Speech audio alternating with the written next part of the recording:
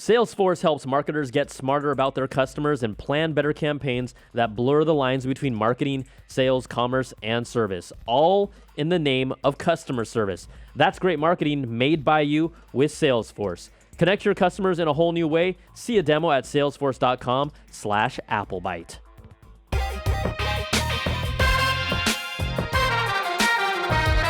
We are live from the Giant Bomb Studio in San Francisco, California. It's the Apple Byte Extra Crunchy podcast with your host, Brian Tong. What's up, everybody? What is going on? Welcome to the show. It is episode 62 on this lovely Friday afternoon, and for those of you that will be listening to this podcast, we will get to you ASAP. But what we're going to start off with, first of all, is, again, this show is all about you. You make it happen. We just deliver the stories and talk about it. You can always call us at 1-800-616, what is the number? 2638. I'm looking at another phone number while I'm doing this at the same time. 1-800-188-616-2638. So what we wanted to do here is, last week we teased about this really great article about is Tim Cook and how is he doing with the company, but also his comparison to Steve Ballmer. And we have a special guest here today. I wanted to introduce you to Steve Blank, and he is the author of the article that really sparked this conversation. Just to give you guys a little background of him. Steve was an entrepreneur turned educator, credited with launching the lean startup movement. This has really changed how startups are built, how entrepreneurship is taught. He also teaches at Stanford, Columbia, Berkeley, and NYU, goes back and forth during the semesters, and created the National Science Foundation Innovation Corps, now the standard for science commercialization in the U.S. He's done a whole bunch of other things, more than I can even just say in a few moments. And so, Steve, thank you so much for taking the time to join us on the Apple Byte Extra Crunchy. Thanks for having me. Now, Steve, this article was really compelling, a lot of great stuff in here, but I wanted to know, you've been observing tech. You come from a background, if I read correctly, I mean, you've been involved in around 8+ tech companies. Is that correct? Yeah, I did 8 startups in about 21 years before the time. Yeah, just 8 startups. Just 8 startups, Steve. But I wanted to find out from you. Oh, if I was any good, I would have done a lot fewer. So it took me a long time to get it right. True. All you need is one. Steve, first of all, how did you get to this point where you've seen how Apple's progressed over the past 5 years under Tim Cook's reign? What led you to this point to write this story? Well, this wasn't particularly about Apple. It was, the whole lean startup movement started with just my experience as an entrepreneur and realizing, for the first quarter century, the investors had treated startups like they were smaller versions of large companies. And so the lean startup movement was a observation as they were simply wrong, as startups did very different things. Startups search for business models and large companies execute models, and we had no tools for search. And this is just a sidebar to kind of back into your question. So we developed a set of tools, me, Eric Ries, Alexander Osterwalder, and now it's kind of understood that startups can be more efficient with their time if they use a methodology. And the interest in Apple is I've been working with large corporations and the U.S. government to do the same thing. How do you do innovation in companies that are now being disrupted continually? And that's the big idea. And in the 20th century, companies' average lifetime was about 50 or 60 years. Now the average life cycle of a large public company, 15 years. Wow. Not because they've gotten stupider, but the whole environment has changed. All the rules you learned as a senior executive in the 20th century, you went to business school in the 20th century, everything you know is not only obsolete, it's putting your company at risk. Because we didn't have the internet. We didn't have pricing being transparent. We didn't have China as a manufacturer and customer. We didn't have globalization. Make the entire list. And all those challenges are facing large corporations. So I've been thinking about and working with large corporations on how do you do continuous innovation to keep up with this rapid change of pace. Mm-hmm. And Apple, historically was kind of the touchstone for, in the period of 7 years, Steve Jobs pivoted the company at least 3 times, creating major new product lines from a company that was essentially a PC company with a narrow niche and a specialized operating system with a bunch of fanboys as customers into something that's now the most profitable company in the world. And by the way, include me in the fanboy. I've been a Mac user since 1985. I mean, I bought the first, or actually the second, the 512K Mac And my wife actually goes back even further. She was the second evangelist at Apple and the product manager for something called the Apple IIe. Oh, yeah. I think I've heard of that. I think I've heard of that, Steve. Yeah, we've been a Mac family for a long time. But this wasn't the observation about Tim, and actually it was written even before the latest We Fired Our Customers product announcement. It was an observation about what happens when innovation CEOs die or get fired, et cetera. And I thought the Tim Cook to Steve Jobs example was probably the clearest one. And surprisingly, the product announcements about the MacBooks just unfortunately kind of solidified what I thought I observed. Mm-hmm. Now, Steve, one of the things that, people, because there's obviously been such a history between Apple and Microsoft, and there's, quite honestly, in the tech space, in the tech world, there are people that align with each side differently, that have, quite honestly, very strong thoughts about each side. So when the article was titled "Why Tim Cook is Steve Ballmer and Why He Still Has a Job at Apple," that's the name of the actual, commentary piece you put out.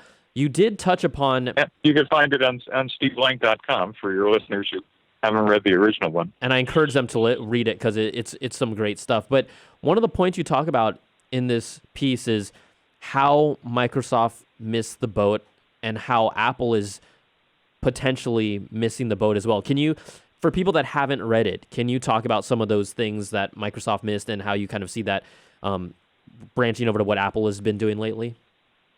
Sure. So, for your listeners who weren't around in the beginning of the 21st century, at least watching these companies, Microsoft entered the 21st century dominating the desktop, 95% market share. And when Bill Gates retired, he essentially handed the keys to Steve Ballmer and said, "Don't screw it up." And Ballmer didn't, by the way.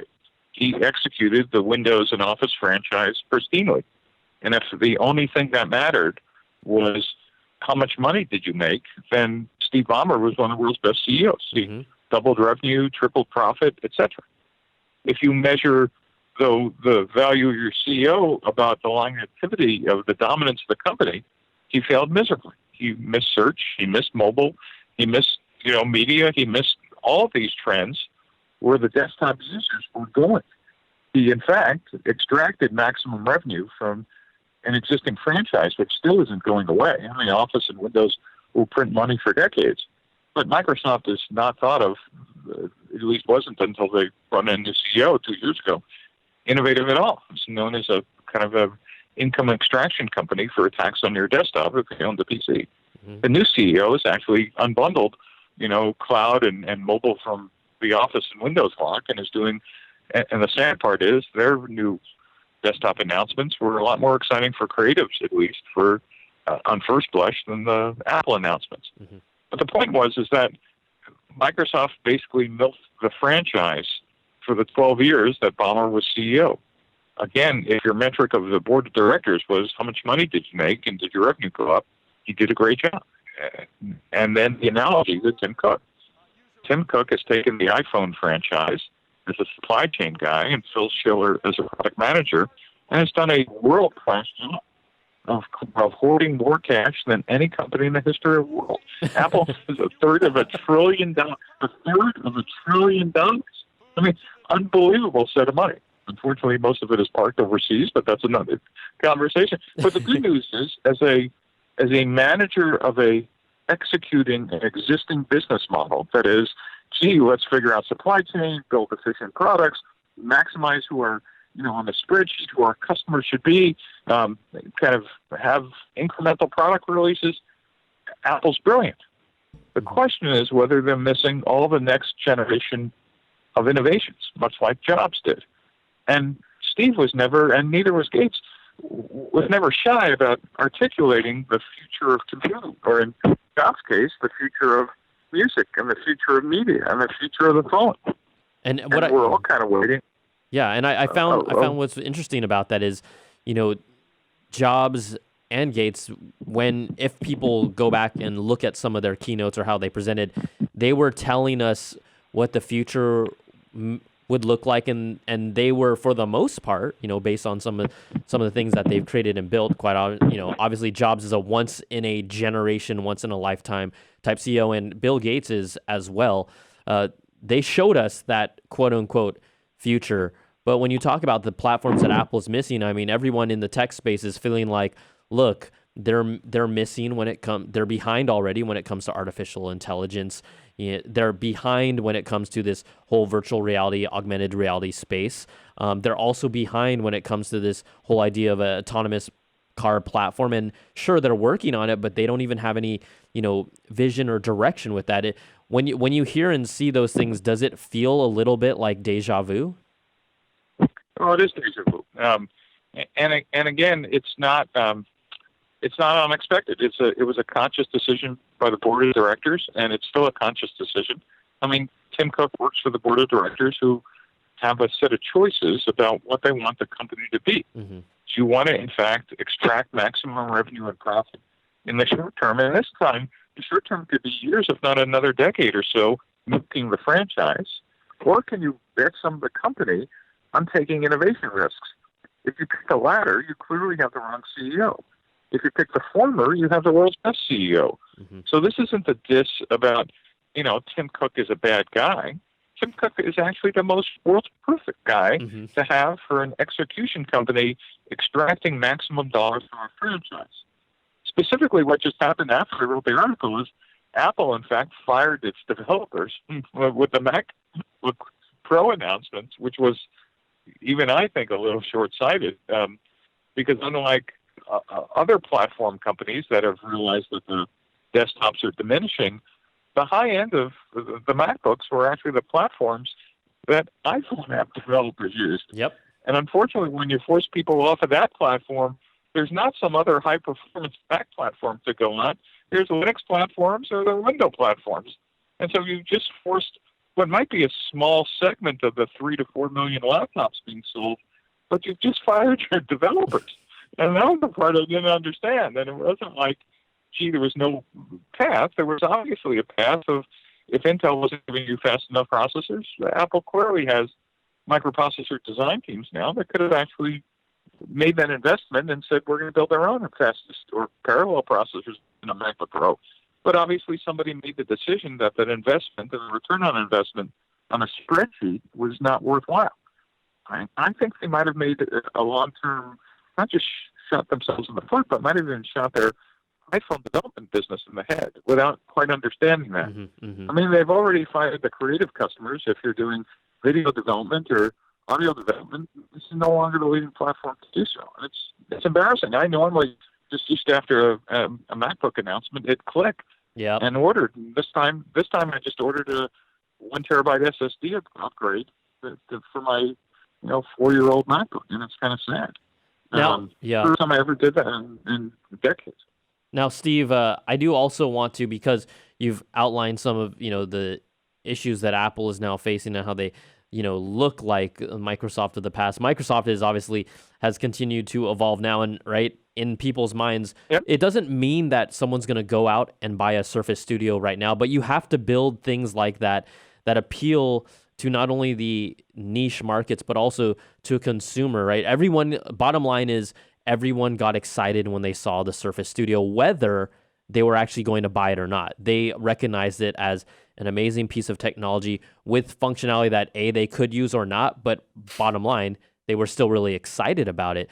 Now, I'm just curious, the challenge here is, what does a board of directors do, or what does a company do when you lose a once-in-a-lifetime type of CEO? What are some of the things that they can do to mitigate that? I mean, really, the next turnaround for Apple will most likely be the next CEO. But until then, do you have any ideas or at least best practices of how companies should try to find that innovator? Because we know someone even like Steve Jobs, he was the visionary. But I'll sometimes joke that I bet you that the Apple management team has more fun working together. Like, they're more at ease. Like, they're probably joking around there, but they don't have that hard visionary that's driving them all to get to that point. So, there is and in fact, something Jobs said a long time ago, but I'll just paraphrase it. If you're not yelling at each other and you're not uncomfortable, you're not innovating. Mm-hmm. A collegial workforce is usually a very happy and complacent workforce. And I don't mean you need to be miserable, but, visionaries are artists. it's a big idea. The closest thing to a visionary, at least in a founding team, if not a large company, is they're not engineers anymore or MBAs or executives. They're artists in the sense that they see things that other people don't. They hear things. Now they're closer to composers or painters or sculptors or something else, and they in fact, bring along a team that says, "Here's what I see. Here's where we're going. Come with me." That's very different than let's have a board meeting and we'll report all the numbers. But all the way back up to the top, companies have a choice and boards have a choice of what's the nature of the corporation, what's the purpose. If the purpose is just simply to maximize shareholder value and generate revenue and profits, Apple's doing exactly what it should be doing. Mm-hmm. If the purpose of the corporation is to push the envelope, remember the Think Different ads? Oh, yeah. And do something that other people haven't done, that's what Apple was known for, and it's gone. And by the way, it doesn't, the sad part is Apple is becoming not just Microsoft, but HP and and other famous companies that kind of lost the mojo because people made other decisions. That all that's left is the brand. Mm-hmm. There really isn't anything. There isn't that there. Doesn't mean it has to be, but that has been a decision. And then you're a board when the visionary founder dies, you have a choice. Do you go and find another visionary, or your exec staff who've all been executors? Well, obviously they expect it's their turn now, not quite understanding that they were there in execution support of the visionary. People that Jobs hired as number twos were not visionaries. They were smart and world-class people. But if you look at the staff, that's not what they did. And if the board didn't promote one of them, then they could become CEOs of other companies. People would love to grab them. And now your board of directors faced with not only losing your number one, but possibly your number 2 and 3. Yeah. So that's a really tough choice. And so, again, there was no stupid moves here at all, and there was no, let's go screw our customers. There were just some business decisions made whose consequences are finally being understood. Mm-hmm. Apple is managing by spreadsheet. And if you're a passionate, Mac, committed user like I've been for decades, you just realize you've been fired. And it doesn't feel good. It's like you've been abandoned after all your commitment, and that's exactly what happened. Yeah. I think that's the feeling. And that was the reaction of the one. You can't even plug an iPhone 7 to the new MacBook without having dongles that looked like the Windows ad that that Apple was laughing about when they ran those PCs versus Mac ads. Yeah, I'm crying. I'm crying already inside. I've been crying inside for a while, Steve. So. So again, I just think the only, people have suggested this before, and I'm not the first one. Again, with the desktop is a dying business for Mac, for everybody else. Other PC manufacturers have said, gee, let's either sell off or spin off our desktop business, and so we don't confuse the two. IBM did it with the ThinkPad. HP was talking about it. A good outcome might be Apple admits that we just aren't giving this the resources and whatever we need. Why don't we spin this out? Why don't we have it as a standalone group, have it raise its own money, have its own IPO, and in fact then could build powerful machines that actually attract the initial class of people that it appeal to, creatives and developers and everything else. Because as I said, I think they missed in the spreadsheet math the fact that they've just fired their iPhone developers. Yeah. That's the part. Like, excuse me, has anybody pointed out that there is no other platform if I stop using a Mac? Yeah, that's another great point you bring up, Steve. So we just wanted to say thank you so much for your time and your discussion. Again, can you tell people where they can find more of your work and follow you? Sure. I have a website, www.steveblank.com, steveblank.com, one word. You'll find all kinds of stuff about entrepreneurship, innovation, and Silicon Valley. Awesome. Steve, thank you again one more time, and we appreciate it. And we hope to talk to you down the road, but thanks again, all right? All right. Fun being on. Thank you. Support for this podcast comes from Salesforce. Salesforce helps marketers get smarter about their customers and plan better campaigns that blur the lines between marketing, sales, commerce, and service, all in the name of customer success. Salesforce powers marketing for the world's most innovative brands, from tailored emails to emerging mobile apps, social media, and targeted ads. Salesforce helps marketers blaze a trail for the brand journeys their customers want. That's great marketing made by you with Salesforce. Connect to your customers in a whole new way. See a demo at salesforce.com/applebyte. All right, welcome back to the show. We just want to say thanks again for Steve Blank's commentary and interview. That was some great stuff, just to give you all a perspective of what is happening and how Apple is transitioning over time. And again, I think people that get the mistake that I hate Apple are completely wrong. Like, No. Look at all my products. But I will tell you this, I am from the heyday. I am from Apple's heyday, where they literally ruled the world for 10, 15 years. It's true. And so, and when you're part of that and you see how different things are, and again, as a fan of technology, why was I a fan of Apple for those 10 or 15 years? Because they had some of the best technology. You know, They had cool stuff. It looked cool. It worked. It was simple. Like, That's you saw why. the new iPod. The new iPod would Yeah. come out. You're like, I need the iPod. Look, most people are Apple fans today because of the iPhone. Yeah, Right? That's what made why I'm an them Apple fan. fans, Yes, right? exactly. That That- hooked us all. It was a That big was hook. a game changer, as they say. So that's why when I, throw out bad apples, I'm also having fun because, look, I use the products. I do enjoy the products, but things are changing, and we've got to acknowledge that. And if you really do love technology, you should love it beyond a single company. And You know- I have to say this like every True. 4 or 5 months, I know, yeah. just so people think that they're like, oh, you hate Apple. I'm like, no, look at everything in my house, okay? Yeah.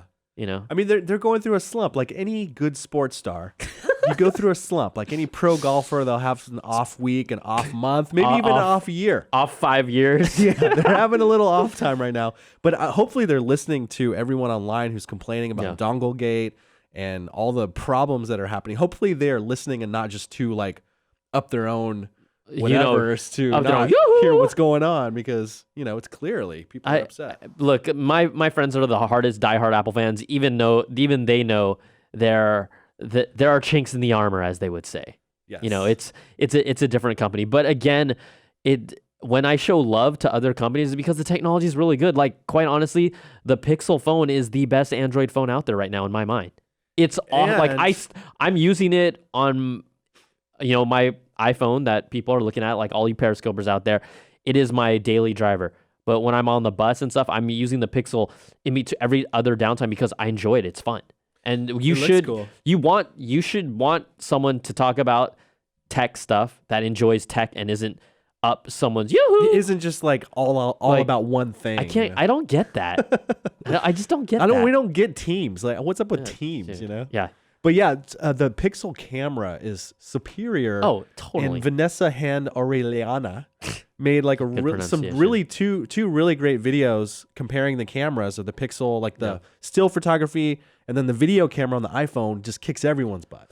I just think it's funny because most people that hate on any other tech is because they've never actually tried it.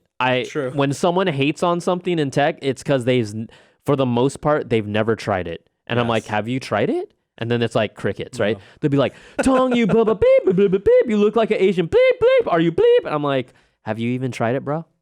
Have you? Don't knock it till you try it. Don't knock it. Okay, let's get to the stories in the show. Again, we had a great talk with Steve Blank earlier for people that missed out on it, but you can always listen to our podcast, or you can rewind, or if you got here, that means you actually listened to the interview, right? Yes. They listened to it, and now they're here with us. Yes. So let's get to the stories. We've got plenty more to bang through here. The Apple Watch. This is my favorite story of the week. The Apple Watch is getting video chat Dick Tracy style. Did you hear me? Did you hear me? But it's not from Apple. It's just what we're talking about.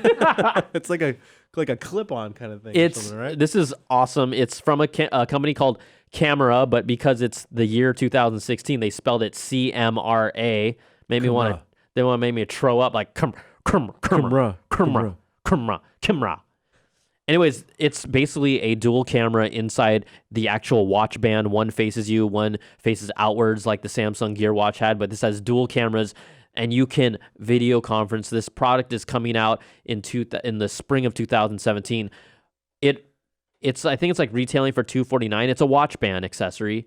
but they're doing pre-orders for $149. I pre-ordered one. $149. That's pretty cheap. It's well, you know how much an camera- Apple Watch band is already? James Bond like phone camera. An I Apple think. Watch band like minimum is cool. already like $50-$60. Oh my gosh. I'm sorry. I want a freaking video chat on that thing. It's going to use this app called Glide to do the video chatting. It'll sync and link directly to your phone's connection. I want to see this. This is what I've asked for since day one. People are like, "Why do you want video conferencing on your watch?" Guess what? I'm not going to do it every day, and the answer is why not? Yeah, it's convenient. Too. Why I mean, not? You just feel like you look at your watch like this anyway. Like, why Let's not? get excited about tech, y'all. Let's get excited again, okay? Hey-o. That's exciting. All right, not exciting. AirPods reportedly maybe potentially delayed as far out as January of 2017. You know those AirPods. I can't believe that. That's sad. That's Like- a whole 2 months away. That's also their whole premise of why they took the headphone jack out of the iPhone, bro. Oh yeah. Right? It was like, we want you to use these things wireless. Again, this is a report based on the supply chain. We really don't know if this is the date. All I'm saying is if this is the date, you're missing the entire holiday season, right? And you're also missing the fact that these AirPods were supposed to be for the new iPhone. We've seen people in this building wearing AirPods because they work for Apple, which is in 2 private floors that I can't get access to unless I climb through the air ventilation systems. Like we have to break through the glass. I want to do a little Mission Impossible thing, Yeah. hang from some cables, and Let's do it. just Let's traverse down the back Yeah. wall. I don't know if behind those doors there'll just be a bunch of people in a circle crying. I'm not sure. I don't know. But that's the report. No AirPods potentially until January 2017. But in good news for the iPhone, this is a number you don't see. According to Investor Business Daily, Apple's iPhone grabbed 104% of smartphone industry profits in the third quarter of this year. Okay. Wow. How is that possible? Like, when they say, I want you to give me 110%, and then it's like, but I can't give you 110%. I'm only capable of giving you 100%. Okay. Apple has Apple's grabbed 104% of the entire smartphone industry profits in quarter 3. And why is that? That's because some companies and competitors actually went negative. Oh, okay. I see. So the industry overall, They lost money. They lost money, and Apple picked up the slack in that spot when you compare it to the year early period. Now, quarter 3 of last year, Apple grabbed 90% of smartphone profits. Part of this drop was also contributed to our friends at this company called Samsung, who also recently recalled like 2.8 million, washing machines? Did you hear about that? Yeah, their washing machines are exploding too. What? Are catching you on kidding fire. me? That's very sad. Batteries are very dangerous, guys. Dude, I don't know how a company, when now you're talking about, look, Samsung is the pride and joy of Korea. Oh, yeah. I just can't reiterate that enough as a company. The world stage. They They ha- bring Korea on the world stage. They run, like, Along's Drugs that is here in the U.S. is run by Samsung. It's not called Samsung, store, but they own other, like, actual businesses. They're ingrained in the culture. And so when the Note 7 blew up in their face, literally, figuratively, whatever, that was a huge thing. But now you're talking about their washing machines, like another home consumer product. and that's a big, very expensive gosh. home consumer product. So it ain't looking good. But we just want to let you know, at least Apple has benefited from what is afflicting other companies, and their profits for Q3, at least for the smartphone industry, up 104%. I think it's really like 103.6% if you really want to be accurate about that. Round it up. Oh, sorry, my bad. That was me. That was my laptop. Oh, I didn't hear it. Oh, you didn't? The audio's down, so Okay. don't worry about it. You're good. This is also a story related to the iPhone of how the internet works, okay? Sometimes you hear rumors and you're like, yeah, whatever, they're just a rumor. And sometimes that rumor story 3-4 months later gets posted on Facebook, and then everyone thinks it's like this brand new story. Yes. This is the story. The iPhone 8 could have wireless charging. I think we stopped talking about this because it's been said like a billion times. Yeah. And I looked, and I rarely use Facebook just cuz. And at one time I looked at the feed on the side, you know how they have trending topics. I'm like, why is the iPhone 8 there? Why is it a trending topic? It was like 1 million, you know? Uh-huh. And it was because the headline was iPhone 8 might have wireless charging. I'm like, Who was the source on that article? Who posted it? I don't know exactly. Multiple articles showed up, right? You know how it They're shows probably a all river of fake. that. They're all fake. But- Facebook is like inundated with fake news. So just so everyone knows, especially during election season. Again, while it has been previously reported, the Nikkei Asian Review reports that the Foxconn Technology Group, one of the people that's one of Apple's main manufacturing partners, they're making wireless charging modules, okay, like pieces that aren't even finalized, potentially for the 2017 iPhone. I swear this story was like 6 months old at least, and it blew up. That's funny. Just for the record, do you guys know Apple does actually have a product that wirelessly charges? If you could think about it off the top of your head, you know what it is? I don't know. Is it the Apple Watch? Yes, sir. Okay, yeah. I just wanted to quiz you. See, you just won major points with Apple Byte Nation. I listen stuff. You just won major points with Apple Byte Nation, Beach. Hey, Apple Byte Nation. Beach Thank and you. Tong. Beach and Tong. Taking over. Yeah, I do recall them saying the Apple Watch charges wirelessly next to the night timetable or whatever you call it. That you actually sounded more like an Asian kung fu master than a Jonathan Ive. I have Johnny kind of Ive. a cold right now, so Now you're gonna blame. struggling. You're just like the Apple Watch has wireless charging. I'm like, oh, you sound like my kung fu I flakes. apologize to all of Asia for that. But even though you're trying to do a Johnny Ive I'm accent, trying to do that's Johnny the funny. Ive, yes. The iPhone has an unbelievable wireless charging port for the Apple Watch. Okay, enough of that because it's good and bad depending on which word I say. Yes. Here's a good one. All just to talk about the latest with the MacBook Pros. Let's just follow up on what's going on there. Apple has dropped the USB-C adapter prices. Okay, They have to They do got that. to remember the new free. MacBook Pros come with only 4 USB-C/Thunderbolt 3 ports. So because of pushback and everyone getting mad and angry about this, Apple will temporarily, it doesn't say that it's going to be official. From what I read, it's going through December the 31st. They will drop the price of USB-C adapters by $6 across the board. Ooh, $19 to $9?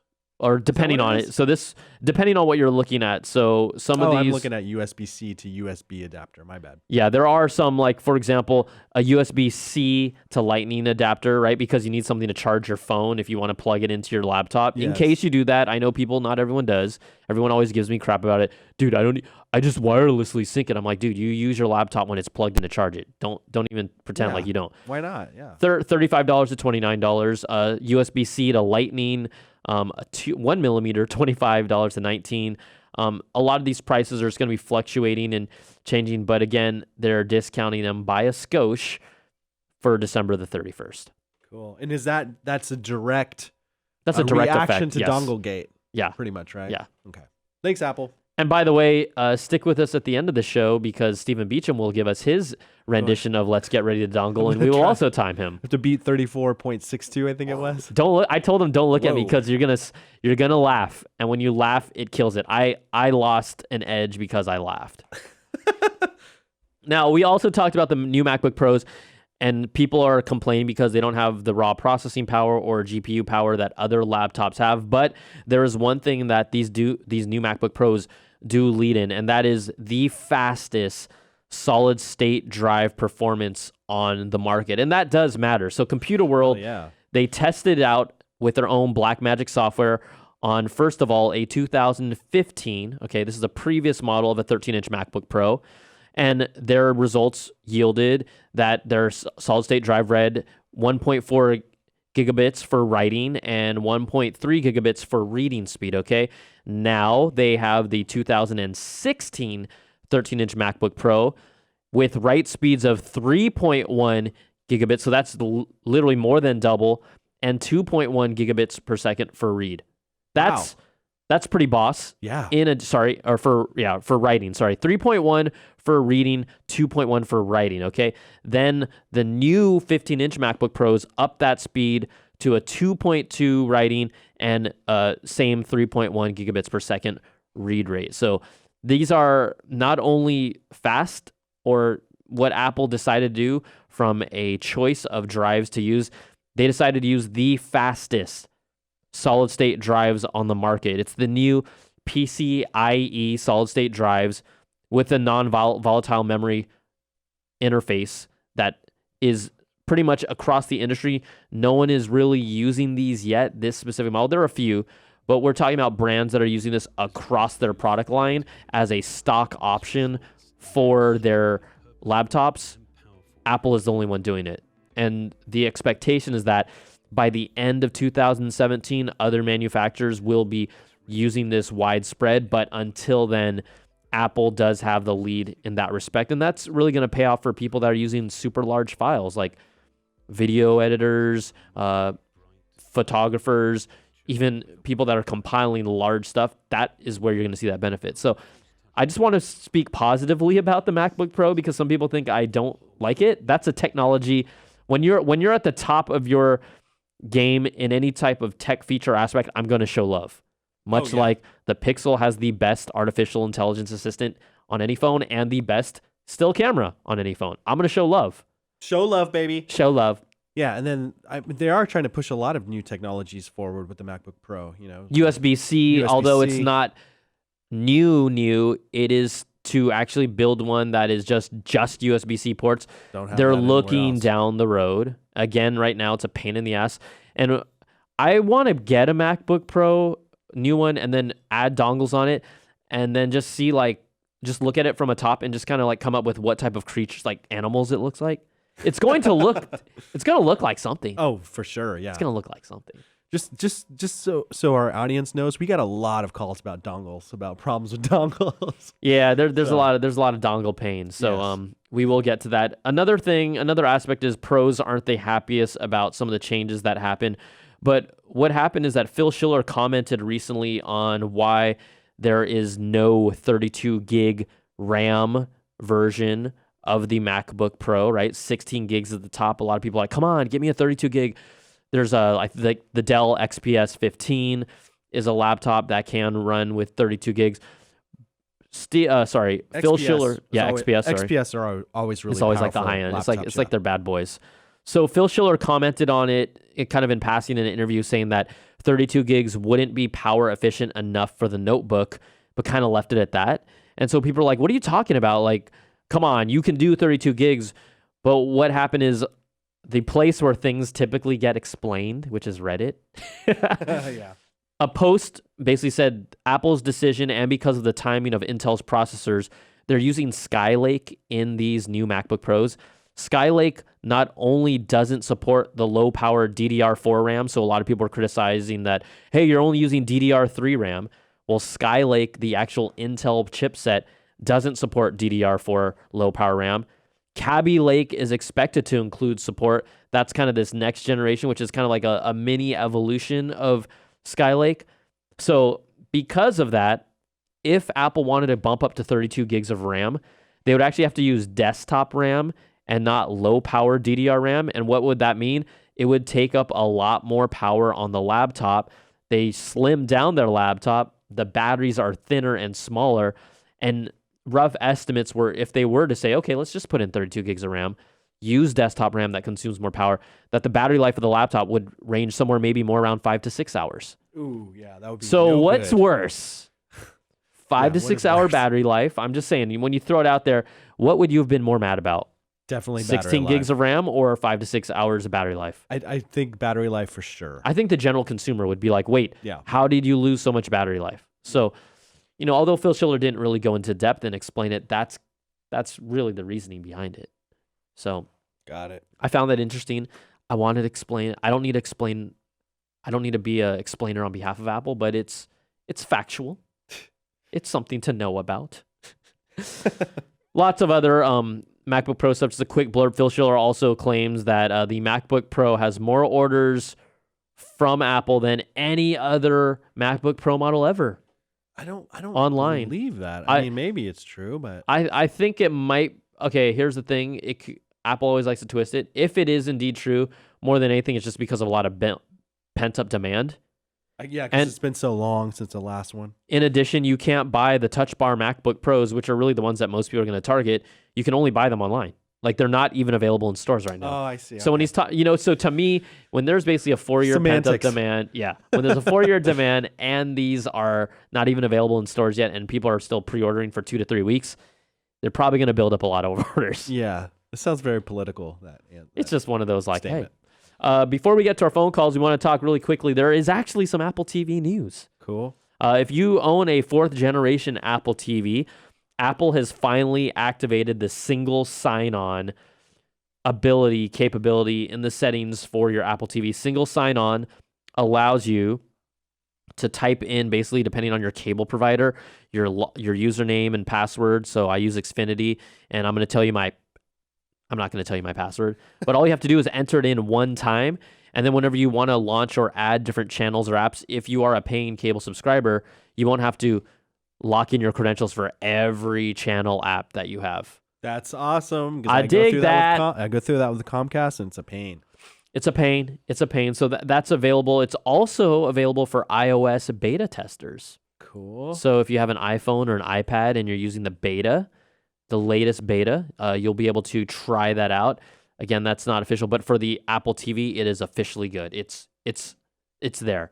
The other thing, though, that I do want to point out for Apple TV users, and this is as bad Apple as it gets to me. According to multiple reports, 2nd gen and 3rd gen Apple TV models at least have in the past few days experienced issues of not working. In fact, some customers are seeing basically almost all of their apps completely disappear from the menu, and they're getting like no Netflix, no Hulu, no other Apple TV channels. They're getting music, computers, and settings. Like, it's almost like the Apple TV of earlier generations has become a dumb box.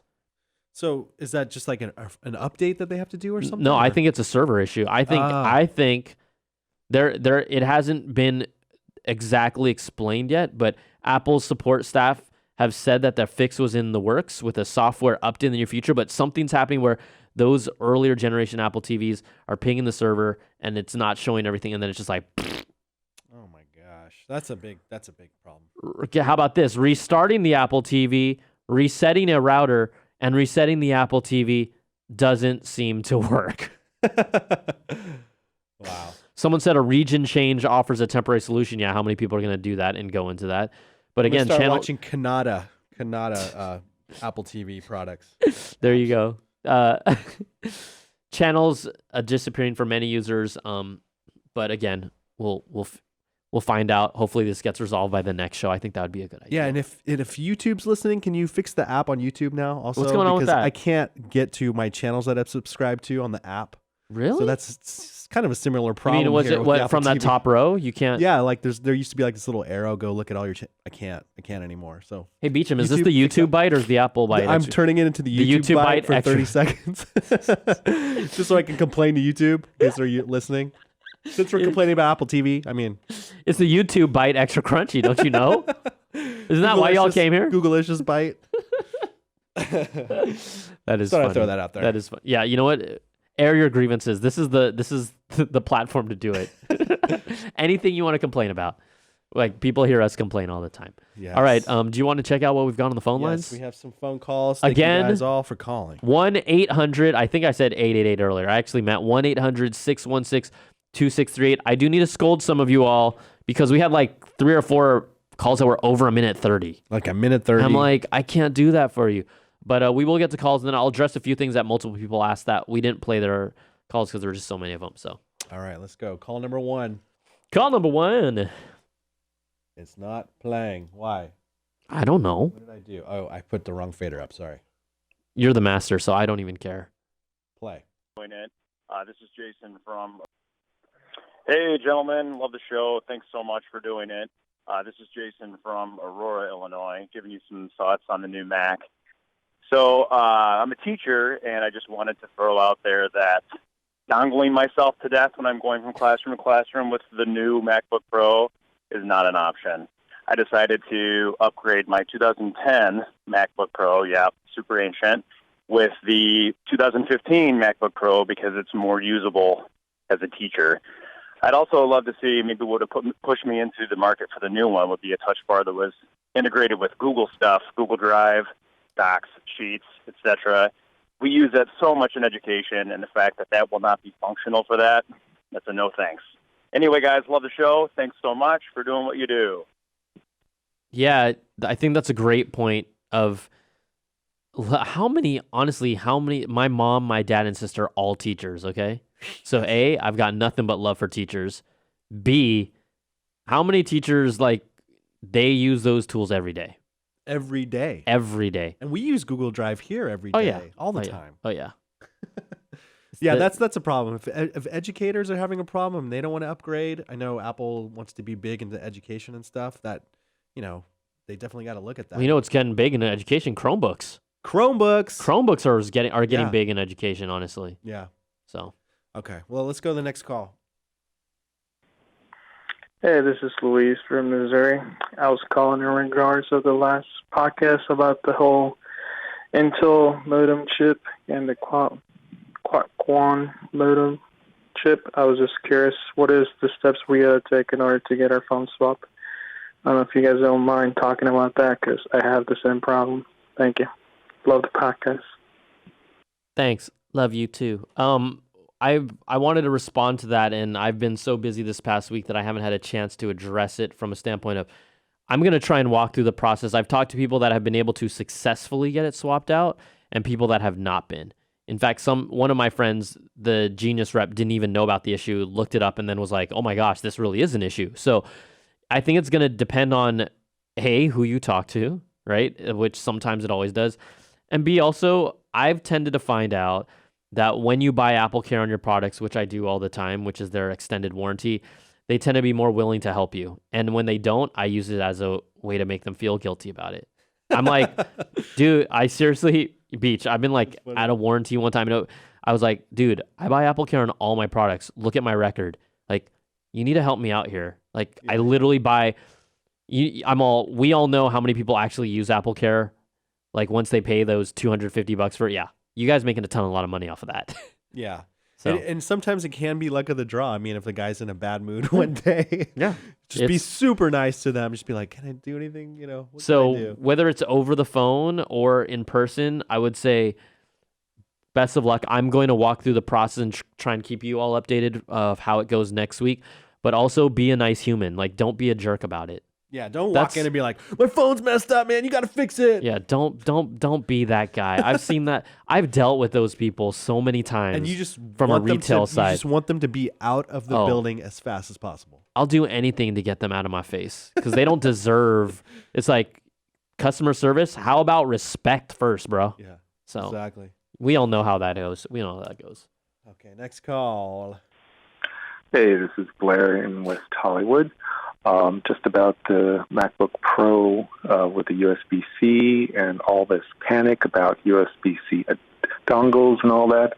Adapters are available, and they're really cheap. They're like $6.90 for two on Amazon for a bunch of different things. You can just buy those and keep them attached to all your USB and camera card devices and all that.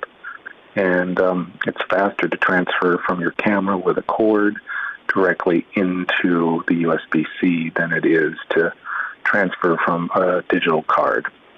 Okay, take care. Yeah, I mean, he's talking about having the dongles just hanging from his devices all the time.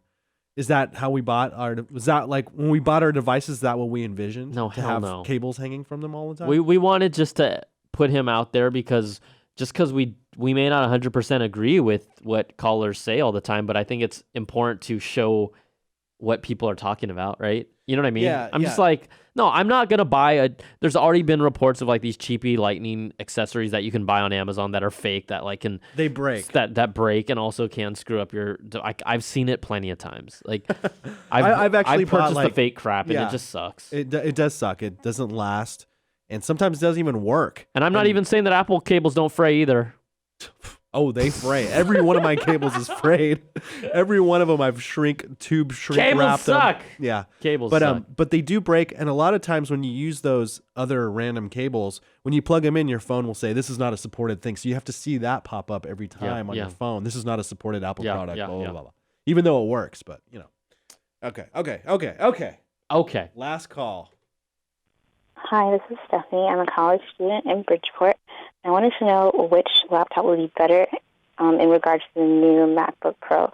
Would a 13-inch 2015 model with the i7 processor, 16 gigs, 256 processor be better than the new 2016 MacBook Pro that doesn't even get an i7 processor?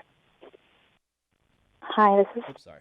So I'm gonna put this in two different ways. Like I think it's gonna come down to, look, the solid state drive on the third. See, the thing is that I think if you're on a 15-inch, it's actually a little trickier because they're a little more closer spec wise. But when you're talking about the 13-inch, I don't even know off the top of my head what the pricing difference is. I think what you have to decide for yourself is, are you okay with the ports versus the design, and ultimately on a 13-inch machine, it's not going to be the fastest powerhouse machine anyways. It's still going to be more than capable. Yeah. I think these tough decisions come down to, for you, is just more about form factor. And if you want the newest piece, if it did she say no touch bar or she said touch bar? I think she said touch bar. Yeah, she was talking about the new ones. I mean, maybe the touch bar is compelling to you. Again, if it's just for school and education, quite honestly, I would stick with the earlier generation. Yeah, I was thinking she's like in the college. 2015 is more than ample. You don't need to spend more money. There's a lot. I got my parents. They were ready to upgrade to a new MacBook Pro, and then when the new MacBook Pros came in, I'm like, don't get the new ones, get the 2015 one. And we got them a 2015 refurb, and now they don't even have 15-inch 2015 refurbs on sale anymore on the Apple website. Oh, they probably sold out. All the ones that were around like $1,400, like with a 256 drive, sold out. So now you can, if you want to buy a 2015 edition MacBook Pro that's refurbed, they're all going to be $2,000 or higher. I'm like, I'm not going to spend that much money for my parents. You have to go on eBay now. Yeah, no, you really do. But so I would say I'm leaning towards just getting a 2015 model. Definitely, especially she's in college. I mean, money is everything when you're in school. You gotta, save your bucks. A lot of people that are upgrading, it comes down to what you do. If you need the most power available and you're talking 15-inch, even if you don't like the touch bar, I did some price comparisons with one of my buddies for like a 2015 edition MacBook Pro versus a new one, and it was only like about $150 difference of how he wanted to configure it. I'm like, get the new one, whether you use the touch bar or not. Yeah. So. Don't use your student loan to pay for it either, please. Because you'll be paying for that forever. And then one quick 50 years old. Oh, yeah. And then one quick note. A lot of people asked about Imax. We are potentially expecting to see Imax upgraded by the first half of the year. It looks like it's more like the first quarter, maybe around the March-April time period. But until then, we don't expect to see anything from the Imax, and don't expect to see anything as crazy and cool as the Surface Studio. No touchscreen on the iMac, you don't think? No way. No, they ain't going to do that. I mean, yeah, we got a lot of calls about that. Even like people are like, oh, are they going to make a keyboard with a touch bar on it? They might. I mean, it would be smart for them too, because they need, again, if you're going to create a new technology and a new way to interact, you need to do it across the board on all of your devices. Like when 3D Touch first came out, it was like, for example, 3D Touch needs to be on the iPad to me. Totally. To get people to use it more. You just have to have it on all your devices, but we'll see. Cool. I think that's it, Brian. Is that all? We can call it a day. Let's go. It's 3:00, dude. We need to call it a day. It's Trey o'clock. Trey. Sorry about that. Wait. No. Before we go, give me your phone. I'm going to use it as a timer. Get it all set up for me. Unlock it. Last week, at the end of the show, we had Let's Get Ready to Dongle. I hit the benchmark of 34.6 seconds. We're going to do a countdown. 3, 2, 1, and then I'm going to hit it. So I'm not going to do it on 1, Beach, okay? Okay. 3. I'm going to do 3, 2, 1, and then I'm going to tap it, okay? Okay. Let me get my diaphragm. Yeah, sit up straight. That's the problem. You can't be lazy about this. Okay. You might beat me, man. I gotta get in a mindset. That's what I'm saying. This is no joke. This is it's like meditation. This is a Let's Get Ready to Dongle, Steve and Beecham first try. Now. Okay, I'm ready. Okay. Are you ready? Yeah. Okay, here we go. In 3, 2, 1. Let's get ready to dongle!